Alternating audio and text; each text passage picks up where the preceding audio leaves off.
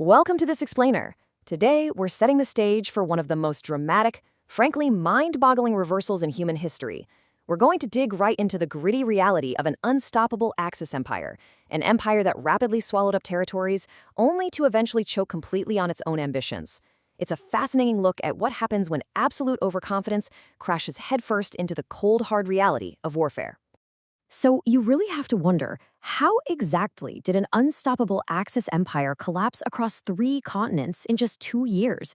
I mean, it seems almost impossible when you look at their early dominating victories, but as we're about to see, it comes down to a series of failed gambles, stunning miscalculations, and absolute logistical nightmares that permanently turned the tide of World War II. Okay, let's dive into Section 1, Hitler's Greatest Gamble.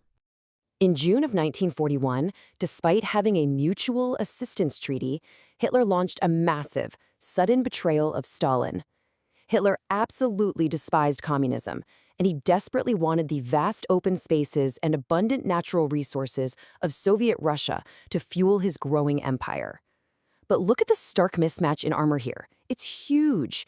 The Soviets boasted over 20,000 tanks compared to Germany's 6,000.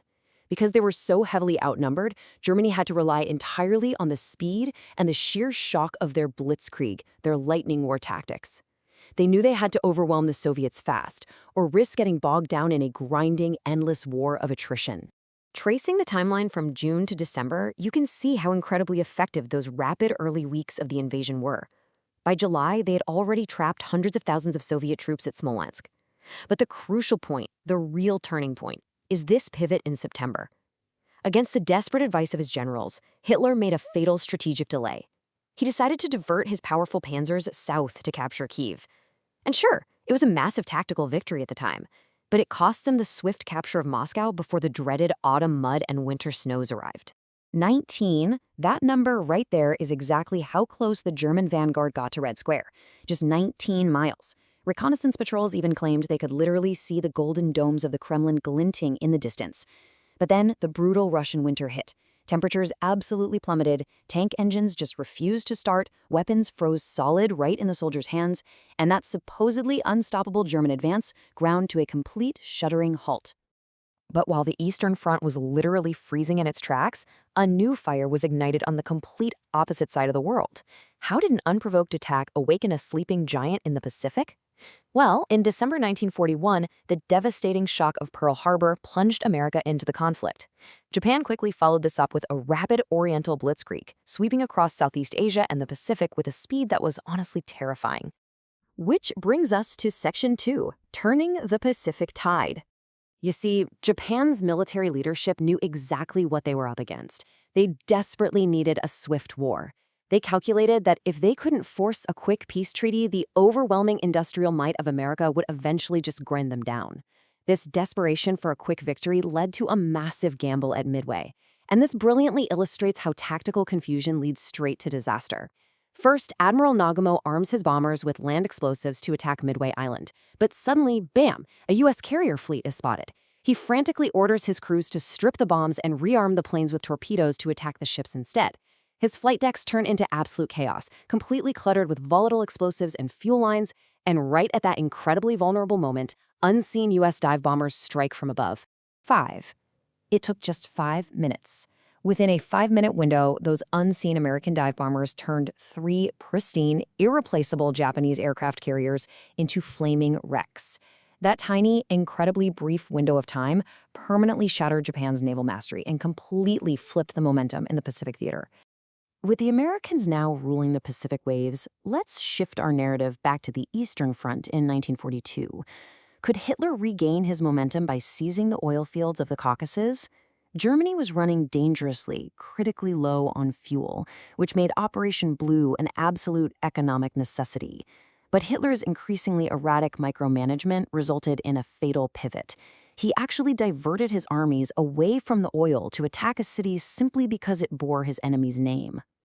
Section 3, The Meat Grinder of Stalingrad. This battle completely changed the rules of engagement. The wide-open, fast-paced tank warfare across the steppes completely devolved into claustrophobic, brutal urban combat. The fighting was so intense, taking place room by room and floor by floor, that the Soviet defenders actively used the city's sewer system as vital communication trenches. As one German officer grimly noted, the advance is measured in corpses, not meters. And that quote perfectly anchors the staggering human cost behind these tactical maneuvers.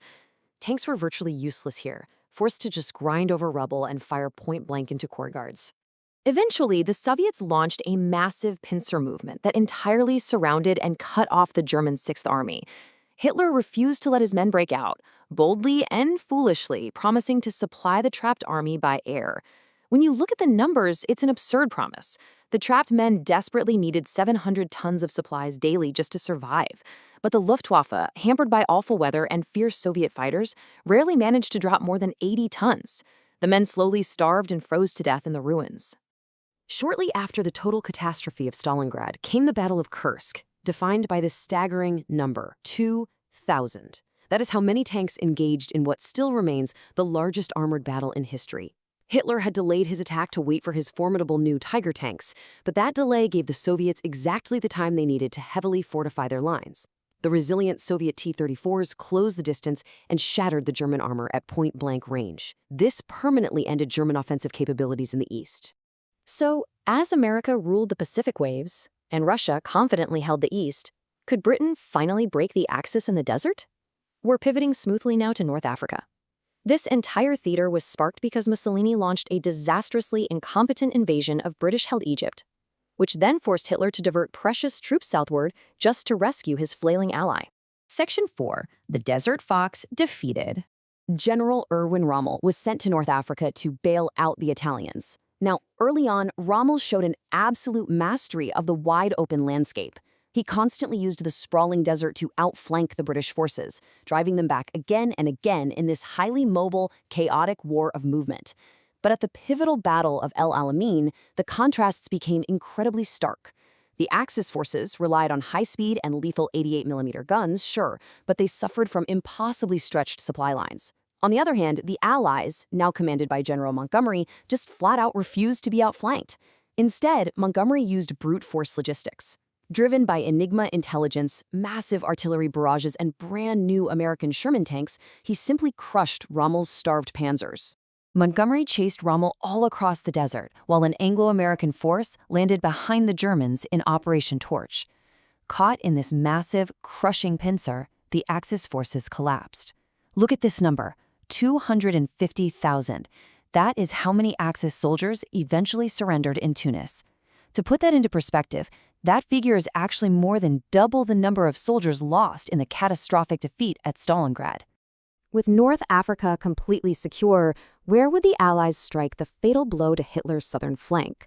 This transitions us right into the final chapter of our explainer. At the Casablanca Conference, Allied leadership agreed to target Italy, a region that was mistakenly considered by some to be the soft underbelly of Axis-controlled Europe. Section 5. Cracking the Axis underbelly. To successfully invade Sicily, the Allies needed a major distraction. So they used a brilliant, almost unbelievable deception known as Operation Mincemeat. They literally dropped a corpse off the coast of Spain carrying fake documents, and the German high command swallowed the bait completely. They moved their defenses to Sardinia, leaving Sicily far more vulnerable to the actual invasion. But as we trace the advance up the peninsula, it becomes painfully clear that Italy was not a soft underbelly at all. It was a heavily fortified mountain fortress. From the initial invasion of Sicily, which actually triggered the overthrow of Mussolini, the Allies faced a grueling, rain-soaked crawl, sucking mud, blown bridges, and savage, bitter standoffs at mountaintop monasteries like Monte Cassino turned the liberation of Rome into a painfully slow, incredibly bloody slog. And what of the man who started the Mediterranean conflict in the first place? Mussolini's arc concluded in total, absolute disgrace. Captured by Italian partisans and shot, his corpse was publicly hung by its heels in Milan. His grand dreams of a new Roman Empire brought utter ruin to his country, and crucially, it fatally overextended the German army at a time when they desperately needed every single soldier they could muster. To sum up this entire journey, we just have to contrast the start with the finish. On one hand, you have 1941, the initial arrogance of the Axis powers, genuinely believing their unstoppable blitzkrieg could conquer the world in a matter of months. And on the other hand, 1944, the brutal reality of fighting a multi-front war against superior industrial and human willpower. By the end, the Axis was completely out of oil, severely out of troops, and actively retreating on every single front. So I want to leave you with a final thought. When hubris dictates strategy, is collapse inevitable or just a matter of time and supply lines? It's a really powerful reminder that in history, grand ambitions and massive overconfidence are almost always undone by the unglamorous realities of logistics, geography, and resource management. Thank you so much for joining me for this explainer. I hope it sparked your curiosity to go out and learn even more.